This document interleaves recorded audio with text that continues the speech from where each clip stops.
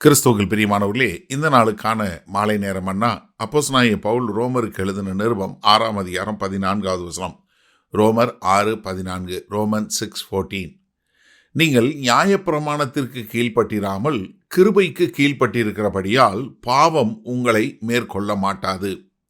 இப்போ ஒரு ஜெயம் கொண்டதான வெற்றி பெற்றதா அறிக்கை செய்யக்கூடியதா பவுல் என்ன பண்ணுறாரு?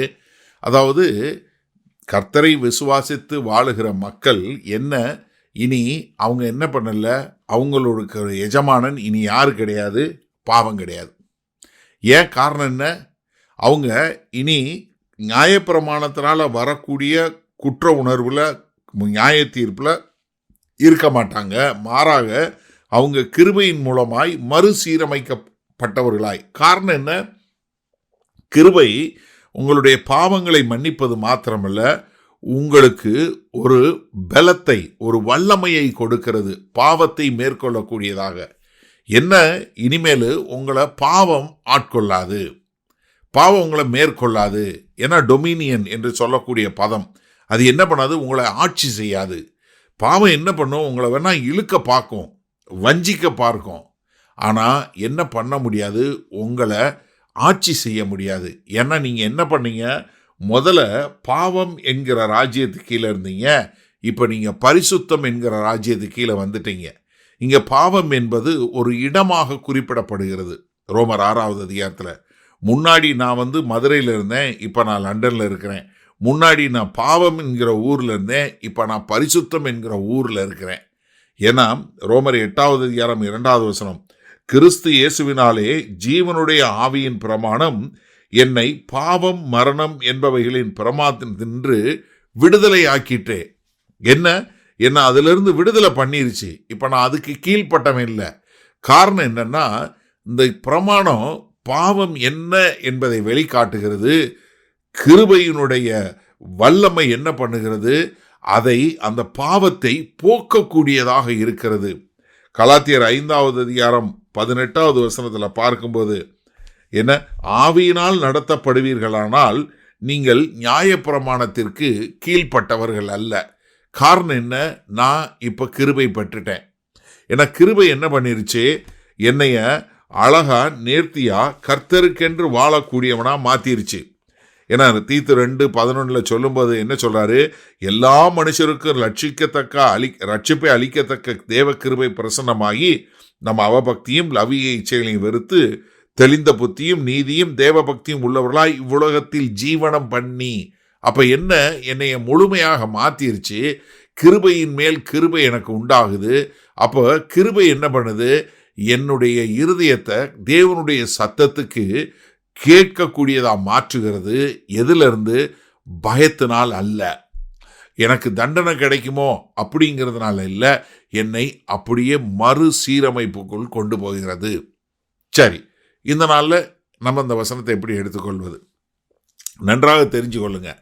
நீங்கள் நியாயப்பிரமாணத்தை கடைபிடிச்சு இல்லை, நியாயப்பிரமாணத்தினால் நம்ம ரட்சிக்கப்படலை. நம்ம எதில் இருக்கோம்? கிருபைக்கு கீழே.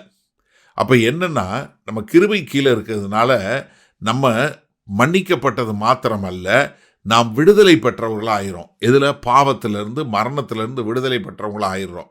அப்போ கிருபை என்ன பண்ணுது? எனக்கு புதுசாக ஒரு கதவை திறந்து என்னைய ஒரு ஜீவிக்கக்கூடிய ஒரு காரியத்தில் கொண்டு போய் விட்டுருது.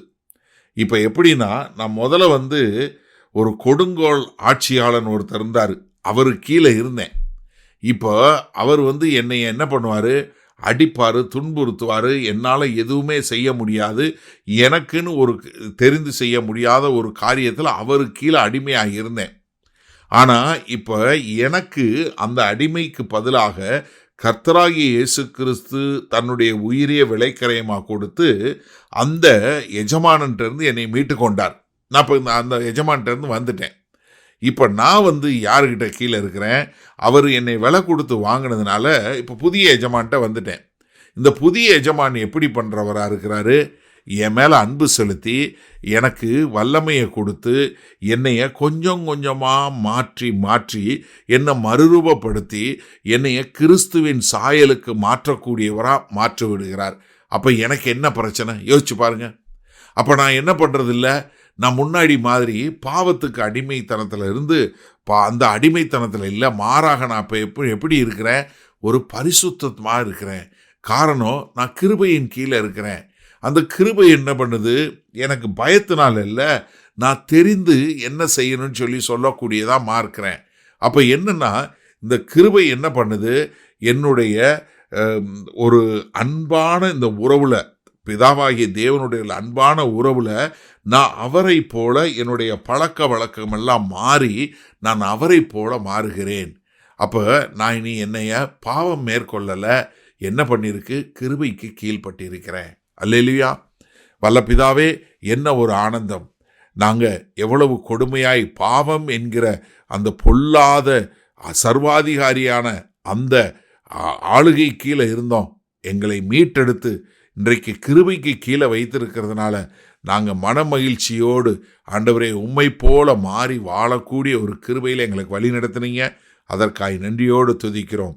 மீட்பெரும் இரட்சகருமாகிய இயேசு கிறிஸ்துவின் மூலம் பிதாவே, ஆமேன். கர்த்தர் உங்களை ஆசீர்வதிப்பாராக.